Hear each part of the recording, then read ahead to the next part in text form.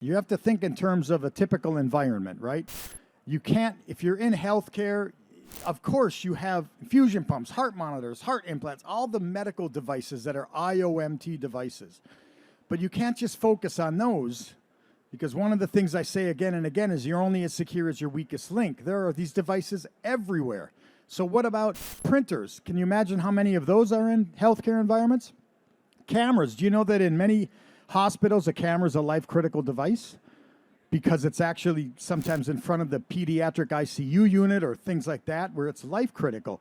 HVAC controller, that's a life-critical device in a healthcare environment. You have VoIP phones, temperature sensors, all over the place. These devices are everywhere.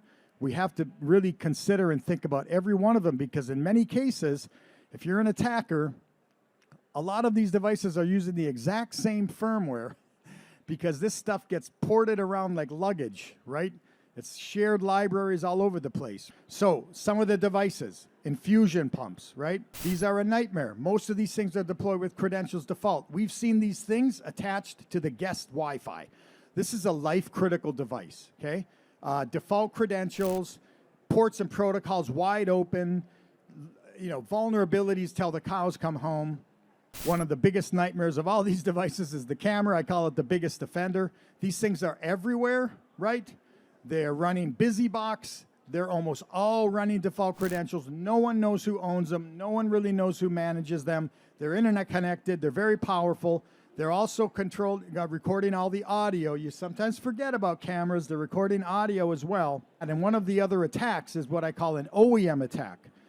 And this is an attack on devices that ship with malware. So these are banned devices by the FCC, made in China, for example.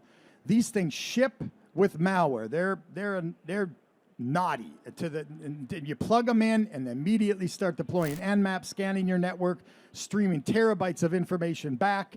There's nothing you can do to fix it. There's no patch for it. They're shipped like that. And so if I'm an attacker, these are a great target.